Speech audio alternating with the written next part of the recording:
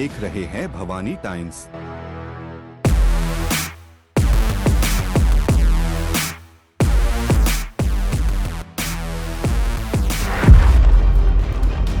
गोंदिया में महावितरण द्वारा लगाए जा रहे स्मार्ट बिजली मीटरों के विरोध में गोंदिया जिला व्यापारी चैरिटेबल एसोसिएशन के बैनर तले व्यापारियों और नागरिकों ने एकजुट होकर प्रदर्शन किया।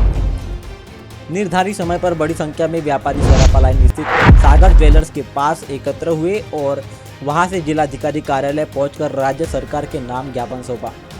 प्रदर्शनकारियों का कहना है कि स्मार्ट मीटर लगाने की प्रक्रिया में उपभोक्ताओं की राय और सहमति को नज़रअंदाज किया जा रहा है। उनका आरोप है कि जबरन मीटर लगाए जाने से आम नागरिकों और छोटे व्यापारियों में चिंता का माहौल है। एसोसिएशन ने मुख्यमंत्री और ऊर्जा मंत्री से मांग की कि स्मार्ट मीटर योजनाओं पर पुनर्विचार किया जाए तथा उपभोक्ताओं के हितों को ध्यान में रखते हुए आगे की कार्रवाई की जाए। इस दौरान संगठन के पदाधिकारियों ने कहा कि यदि उनकी मांगों पर ध्यान नहीं दिया गया तो भविष्य में आंदोलन को और व्यापक रूप दिया जाएगा। आइए सुनते हैं जिला व्यापारी चैरिटेबल एसोसिएशन के अध्यक्ष ने स्मार्ट मीटर के मुद्दे पर क्या कहा। हम महाराष्ट्र राज्य के निवासी सबसे ज़्यादा इसी विभाग से त्रस्त हैं। आज महाराष्ट्र में जो विद्युत की दरें हैं वो पूरे देश में सर्वाधिक है। पड़ोस में 20 किलोमीटर के बाद में मध्य प्रदेश चालू होता है, छत्तीसगढ़ चालू होता है। वहाँ पर महाराष्ट्र की तुलना में 1/3 विद्युत दरें हैं। इतनी महंगी विद्युत दर रहने के बावजूद भी शायद प्रशासक को चैन नहीं आया। दुबले पर 2 आषाढ़ उन्होंने मार करी। अब पूरे महाराष्ट्र में स्मार्ट मीटर लगाए जा रहे हैं।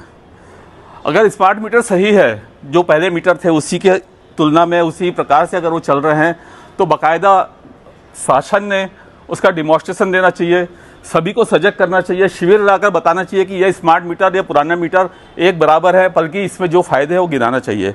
यह तो ना करते हुए उन्होंने अचानक से एक नोटिफिकेशन जारी किया कि 48 घंटे में आपके यहाँ स्मार्ट मीटर लगा दिए जाएंगे और उसकी प्रक्रिया चालू हो गई।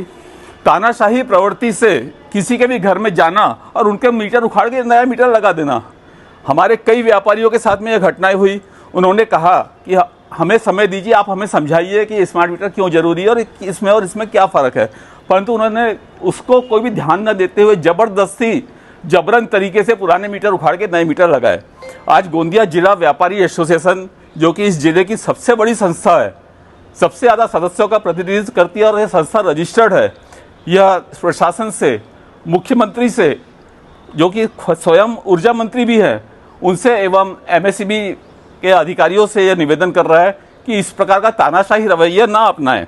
अगर आपके स्मार्ट मीटर सही हैं तो उन्हें समझाइए, व्यापारियों को, नागरिकों को समझाइए कि ये सही क्यों है। उसके बाद सहमति लेकर ही आपने लगाने चाहिए। बिजली का अत्यधिक मूल्य होने की वजह से महाराष्ट्र से कई यहाँ के जो व्यापार है वो बाजू के छत्तीसगढ़ और मध्य प्रदेश में चले गए हैं और बिजली के इतने ज़्यादा बिल महाराष्ट्र में आ रहे हैं, अपितु बाजू राज्य में भी भारतीय जनता पार्टी की सरकार है, महाराष्ट्र में भी भारतीय जनता पार्टी की सरकार है। तो ये दूजा व्यवहार एक ही भारत देश के अंदर में क्यों हो रहा है कि वहाँ बिजली के रेट अलग है, यहाँ बिजली के रेट अलग है। छत्तीसगढ़ में 100 या 200 यूनिट बिजली फ्री भी दी जाती है घरगुती लोगों को, घरगुती ग्राहकों को, और महाराष्ट्र में ही इतनी बिजली का बिल दे करके यहाँ के गरीबों के साथ में बहुत अन्याय किया जा रहा है, व्यापारियों के साथ बहुत अन्याय किया जा रहा है। बिजली का बिल महाराष्ट्र में बहुत अत्यधिक है, इसे मैं सरकार से निवेदन करता हूँ कम करना चाहिए। प्रकार की बात ऐसी है कि जो पैसे ईमानदारी से बिजली के भर रहा है उसको कई प्रकार के चार्जेस है।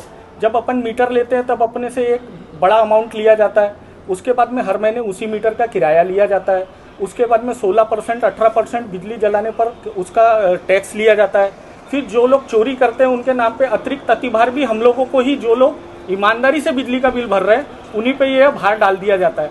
तो ये बिजली के बिल से लोग जो है बहुत ज़्यादा त्रस्त है और महाराष्ट्र में इसको कहीं ना कहीं राहत देने की बहुत ज़रूरत है। मी गोंदिया जिल्हा व्यापारी असोसिएशनचा कोषाध्यक्ष। आज आम्ही जे तानाशाही आदेश शासनाने MSEB अधिकाऱ्याकडून आम्हाला दिलेले आहे की 2 दिवसात स्मार्ट मीटर लावा, त्याच्या विरोधात आम्ही इथं कलेक्टर साहेबांना आणि सकाळी आमदार साहेबांना भेटलो आणि जनते काय आक्रोश आहे ते त्यांना समजून दिलं आहे। त्यांनी या मागणीवर विचार करू असे आश्वासन दिले आहे। जर या मागणीवर विचार झाला नाही तर आम्ही आंदोलन करू ही व्यापारी असोसिएशनकडून घोषणा आहे.